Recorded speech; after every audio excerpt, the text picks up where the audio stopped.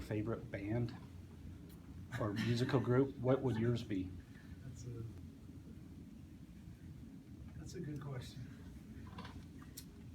What was Bob Huggins? I don't know. I know Randy Ray's was Temptations. Mine would be, I went to a lot of concerts when I was young, and probably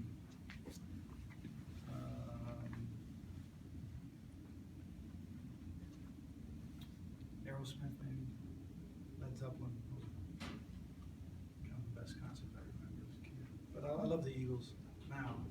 One of the best concerts I ever went to was a year ago in Salt Lake. Their tour.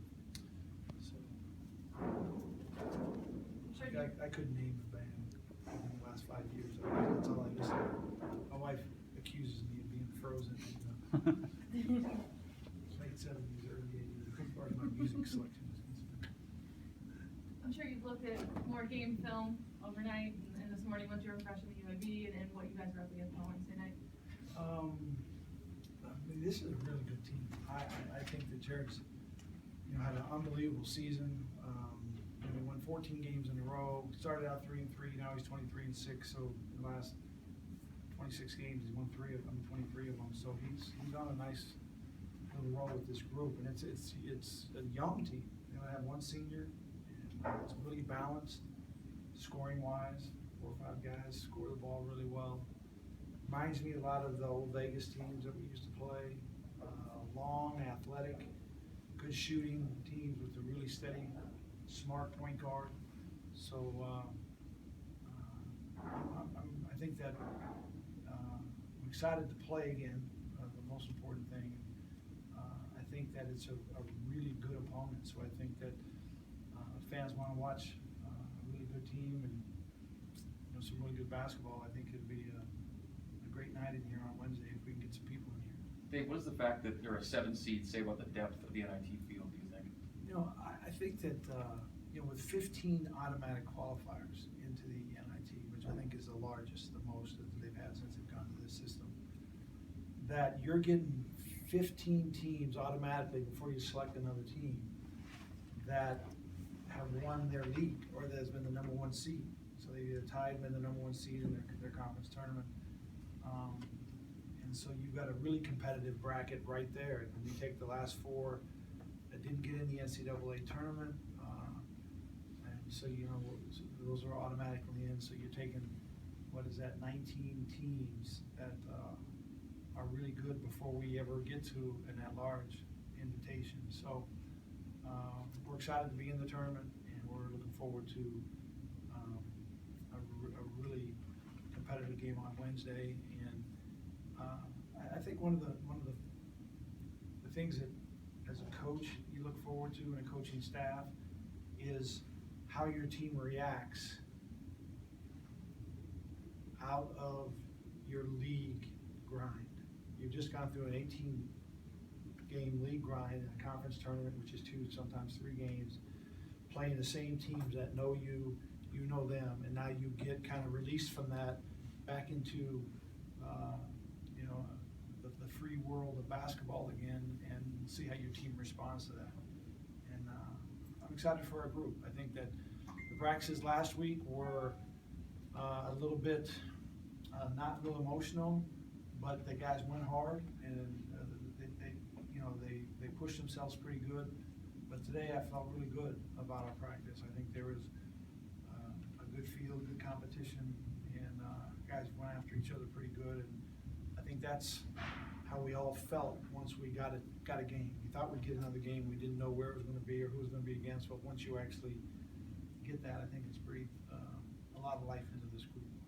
Hopefully you'll see it on Wednesday. Seems kind of traditional to ask if this team you're facing, UAB, bears any resemblance to any of the league opponents you see on a regular basis. This team is probably more like Pacific and Pepperdine. Long, athletic, tough-nosed defensive guys, and then offensively, it's a really efficient team too. So, but I kind of look at a lot of their defensive tendencies and a lot of what they're going to try to do to us to stop us from scoring. I see more than how St. Mary's guards you, or you know, maybe Gonzaga. These guys have length, good rebounding teams. That if you get past the initial defender, there's great second help. They protect the rim well, so that's probably what I think. You guys had success in 2013 in the NIT Old in New York. What of that success, what aspects do you want to duplicate with this team? Do you think you can duplicate to maybe? I think the first thing is character of your guys. That you know, sometimes that you've got a goal and then fate will put you in a different spot. And what are you going to do with that opportunity? And I think that our guys really responded well to that in 2013. I hope that we have the leadership and the character to do the same thing. This team reminds me a little bit of that Washington team we played that year. They were long, athletic, good scoring team, really deep. They shared the ball, it was well balanced, and we had to play really well, especially in the second half, to beat that team and look forward to a great game here on Wednesday. So I asked you an easy question, I got a hard one for you. Mark Few said today that the bottom of the WCC was dragging down the big three. What are your feelings about that? Or is that new to you, or have you heard that? I would say that Mark's been in the league long enough and has been successful enough that he can have an opinion on that. And if that's his opinion, then I think that probably all ought to listen to him and see what we can do to maybe change it. Just a quick question about Robert Brown for UAB, who you actually played twice. Was it a quick recollection when you saw him or saw his name pop up? Or? Yeah, I think that, I mean, for me, watching the film, it wasn't, but as soon as one of my guys told me that this is who he was, and you could tell pretty quick. He was, had a great career there, and he's the lone senior on the team. I mean, he's the one guy that is kind of doing this for the last time. These other guys will all be back doing it again. All right. Thanks, Coach. All right, guys.